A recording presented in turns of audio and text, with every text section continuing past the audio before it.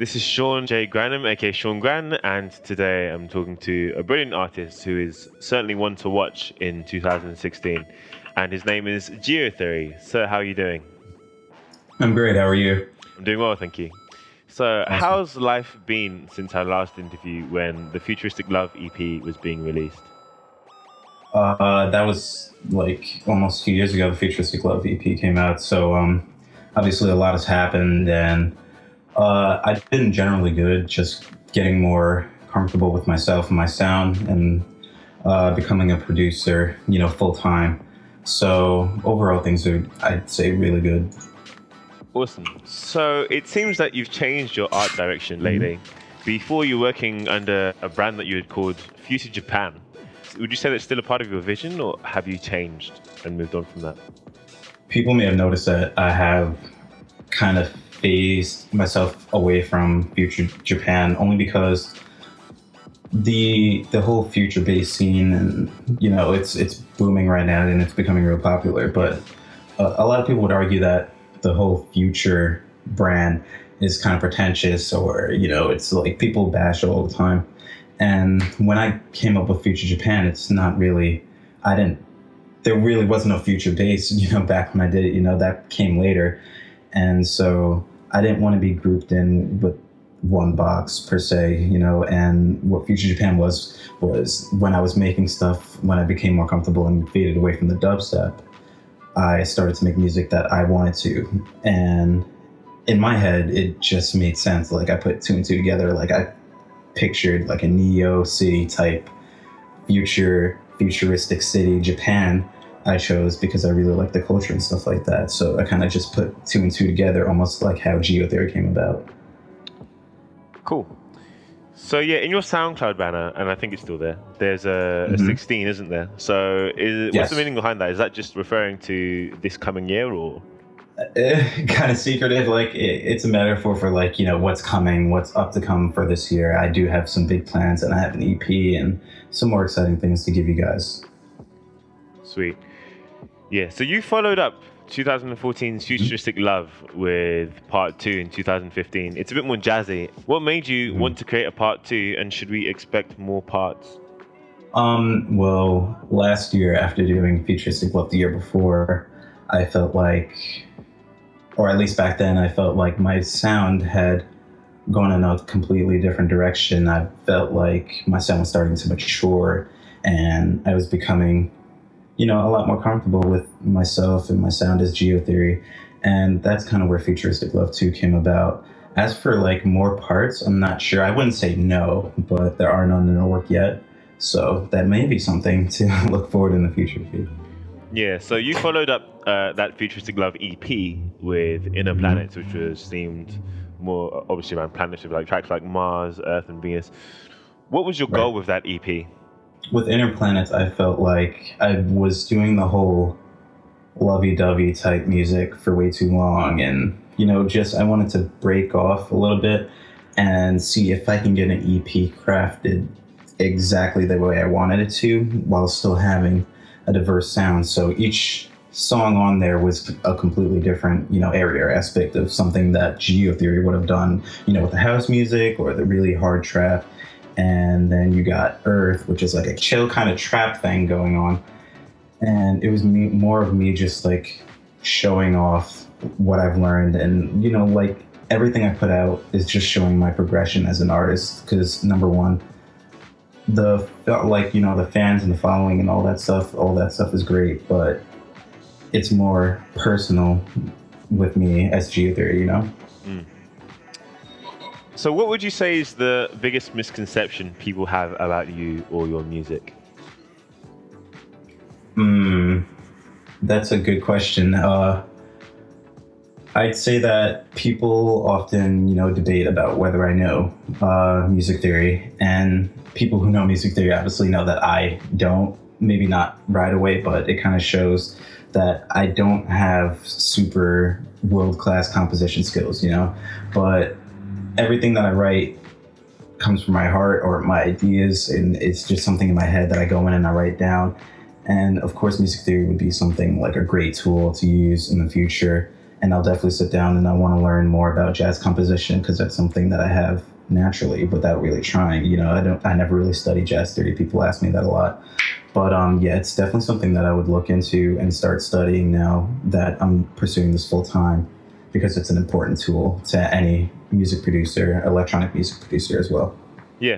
So when you announced your Kickstarter, there was a little bit of backlash with some people feeling like you were too early in your career to be going the crowdfunding route.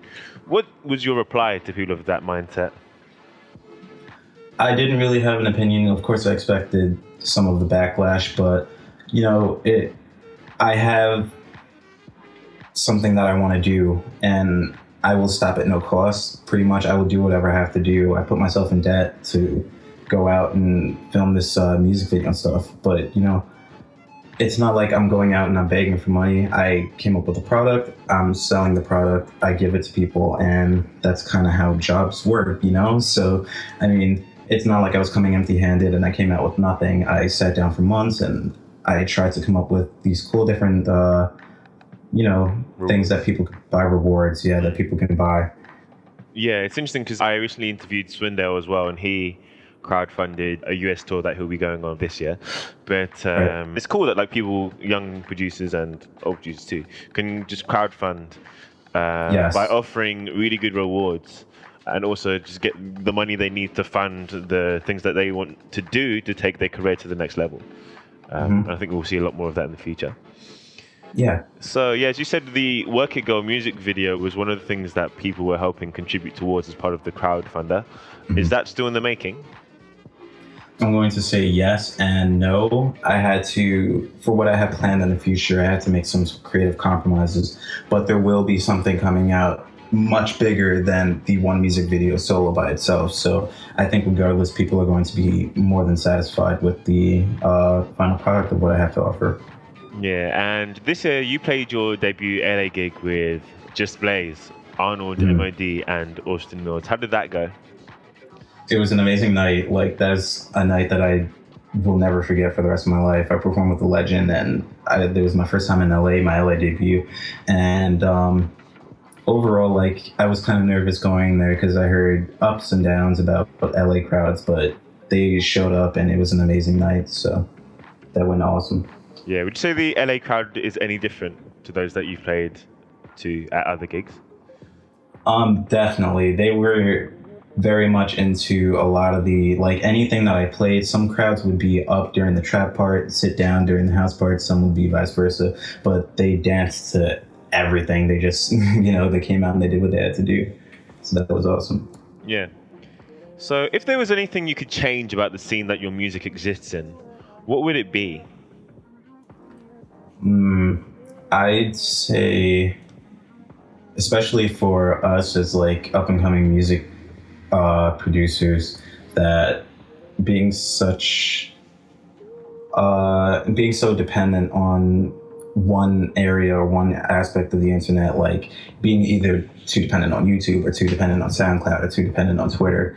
Everyone has their own outlets and stuff like that. But I'd say that overusing the use of social media to get your music out there, like you have to post the hottest memes or the latest trends and stuff like that to get attention. That's something that I would change. I would much rather love to keep it about the music, strictly about the music, Yeah, it's super weird because like even beyond producers, like the artists who are making the most or who are at the front prominence wise, even they are turning their pages into these like super memey. Yeah. Yeah, so like you'll see like Nas and Waka Flocka Flame posting memes and facts about aliens and stuff that they're not there. Like, yeah, like all the blogs, like the blogs are so important to help all these underground producers and stuff like that get out there, but they're so busy posting things about Donald Trump and posting the latest Hotline Bling Vine and stuff like that. But it's just coming down to that point where it's not even about it anymore. Yeah, so, I hope it can change. I mean, because I wonder definitely. how. Yeah. So you've taken a lot of your past material off of your SoundCloud. What's the reason for that? It's kind of like what I'm just going to tail off of what I said before. I'm always about me being personal with my music. So whatever I put out there is something personal that happened to me somewhere along that timeline, you could trace back to the Futuristic Love up until now. It all happens in like sequential order. And so I go on my SoundCloud sometimes, and some days I'll be feeling this one remix or this one song or something like that, and I'll take it down because I'm not feeling it the next day. So it's like a personal battle, really, but I took them all down just so I can have focused on what I needed to get out there, or what I felt like were my best works of this year to get out there. And that's that. It'll be soon replaced with lots of new music I got coming out next year, though, for sure. Awesome. So you previously mentioned that you were working on an EP due for release early next year. Can you tell me any more about it? I can say that there's going to be a short film and lots of cool little prizes to be.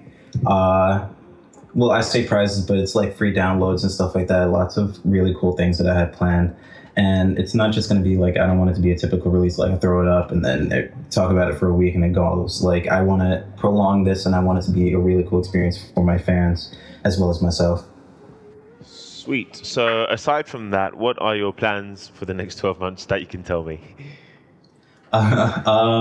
There will be a lot more GEOTHEORY vocals. I could say that for sure. I got myself a mic, and so I'm going to be sitting down and like writing. I'm going to be practicing a lot of my composition skills and lyrical skills and stuff like that, and putting it all to work before, I'm out there and I'm in studios with these big people, So I got to work my way up there. Cool. Have you sung or rapped before in the past? Just for fun, but not anything that I would have shared with my fans. But I'm liking, and a lot of my friends are liking, who are, my team. So I send it to them back and forth and stuff and get feedback from them.